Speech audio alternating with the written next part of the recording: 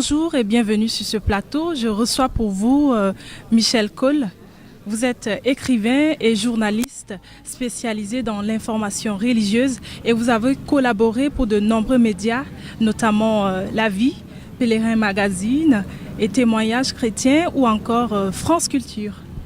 Auteur de plusieurs œuvres littéraires, votre dernier livre, Paul VI, Prophète, 10 gestes qui ont marqué l'histoire, est paru aux éditions Salvator en septembre dernier. Un livre d'ailleurs très agréable à lire. Merci, merci. Dites-nous Michel, pourquoi avez-vous écrit ce livre ?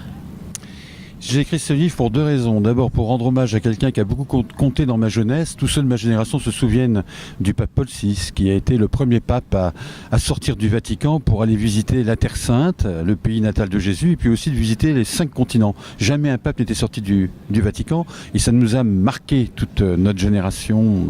Et donc j'ai voulu faire aussi ce livre parce que ce pape a été oublié.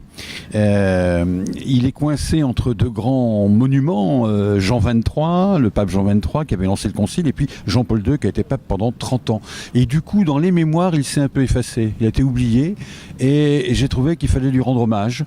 Et j'ai saisi l'occasion de sa canonisation par le pape François au mois d'octobre, puisqu'il a été proclamé saint par l'Église catholique. J'ai saisi cette opportunité pour rappeler quel homme il fut, quel pape il fut et quel grand défenseur de la paix il a été. Parce que pour moi, c'est sans doute une des valeurs qu'il a le plus incarnées. Ok. Vous avez mentionné 10 gestes, n'est-ce Oui. pas, qui ont marqué, selon vous, l'histoire de l'Église. En quoi est-ce que ces 10 gestes ont marqué l'histoire ? Mais ils ont marqué l'histoire, justement, je parlais de la paix. Il y a un geste qui a profondément marqué les mémoires, c'est quand il est allé à l'ONU en 1965, devant l'Assemblée des représentants de tous les États du monde. Bon, jamais là encore un pape ne s'était déplacé à New York devant l'Assemblée générale de l'ONU pour quasiment demander l'abolition de la guerre. L'argument étant, on a bien aboli l'esclavage. Pourquoi n'abolirions pas la paix ? La guerre, pardon, lapsus. La guerre. Et ça a marqué profondément les consciences à un moment où nous étions dans ce qu'on appelait la guerre froide, c'est-à-dire vraiment une guerre larvée entre le bloc communiste et le bloc capitaliste, et puis un moment où surtout sévissait la guerre du Vietnam. Hein, vous êtes peut-être trop jeune pour avoir connu cela, mais c'était une guerre particulièrement meurtrière, et donc ce pape tout frêle, tout humble, est allé dire oui, c'est possible d'abolir la guerre. Voilà, voilà un geste qui a marqué. Alors pourquoi j'ai recueilli 10 gestes ? C'est parce qu'il me semble que ce dont on se souvient toujours de quelqu'un qu'on a aimé en particulier, c'est un geste qui a témoigné de l'affection, qui a témoigné de la compassion, qui a témoigné de l'amour ou de l'amitié. Et donc j'ai voulu résumer autant qu'on peut la vie de cet homme à travers 10 gestes qui ont marqué profondément les mémoires et les consciences. Et dans le chapitre 7, n'est-ce pas, vous avez nommé Paul VI comme étant le prophète du Saint-Esprit. Oui. Comment expliquez-vous cette appellation qui d'ailleurs est le titre de ce chapitre ? Ça me touche beaucoup que vous posiez cette question parce que je pense que le Saint-Esprit est le grand parent pauvre de notre temps. On l'oublie beaucoup. Qu'est-ce que c'est que le Saint-Esprit ? Finalement, c'est de croire en l'espérance. C'est de croire que même dans les ténèbres, même dans l'obscurité, il y a toujours une lueur qui indique un chemin à l'homme, même qui est désespéré. Et c'est vrai que ce qui a profondément animé Paul VI, qui a vécu une période troublée, tragique, dans le monde, mais aussi dans l'Église. Il faut se souvenir que en 1968, l'Église a été profondément déchirée entre une aile progressiste, une aile plus conservatrice, et que lui, il a dû tenir la barque et conduire le bateau, si je puis dire, qui était l'Église universelle. Et il a tenu en particulier parce qu'il croyait profondément à l'Esprit Saint, c'est-à-dire à la présence de l'espérance dans le monde. Et ça, c'est quelque chose qui me parle beaucoup aujourd'hui, parce que nous vivons une époque particulièrement tragique, me semble-t-il. Le pape François parle souvent d'une 3e guerre mondiale par morceaux. C'est-à-dire que quand vous regardez aujourd'hui l'état de la planète, on voit des foyers de violence un peu partout. C'est vrai, il y a de quoi désespérer. Et bien cet homme-là a beaucoup souffert de tout cela, mais il a tenu bon à cause de cette espérance qui l'animait et cette foi dans le Saint-Esprit. Le Saint-Esprit, pour les chrétiens, vous savez, c'est la présence vivante de Jésus-Christ dans le monde. Hein. C'est ça. Et donc, c'est bon de le rappeler. Et même aux chrétiens qui aujourd'hui, dans l'Église catholique, traversent une crise majeure, on aura envie de dire, mon Dieu, où va-t-on? Eh bien, ne désespérons pas. Et c'est un peu c'est pour moi le message central de la vie de cet homme-là.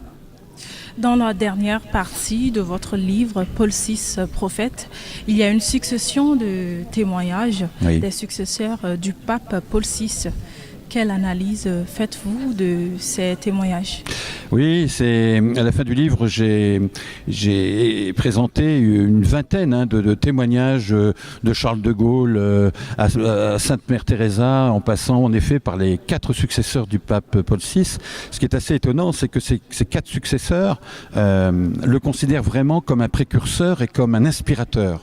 Jean-Paul II, que ce soit Jean-Paul Ier qui a été fugace, il n'a été pape que pendant un mois, mais Jean-Paul II, le pape Benoît XVI et le pape François le considèrent vraiment comme un modèle, comme un inspirateur.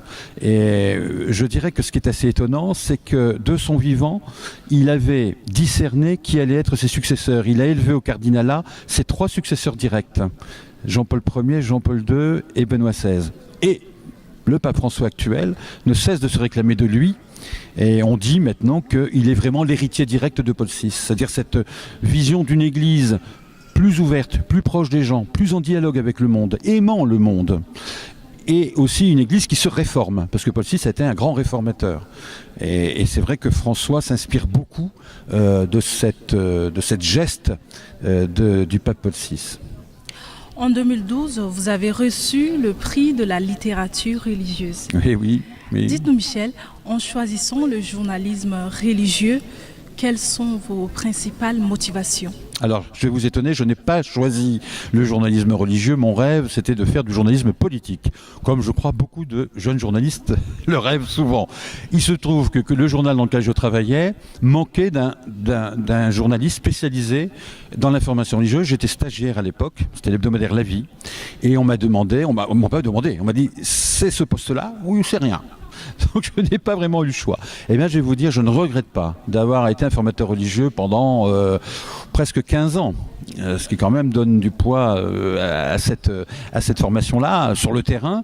D'autant plus que c'était la période où Jean-Paul II était pape. C'était une période très intéressante, avec une personnalité très forte.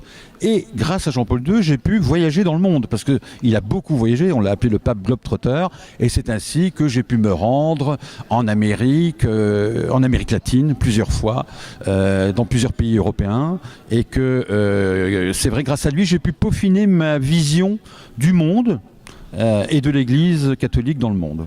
Voilà. En prime, ce livre contient 20 prières du pape. Oui. Paul VI, et ce livre est extrêmement bien documenté. Qui était Paul VI? Je vous invite à le lire.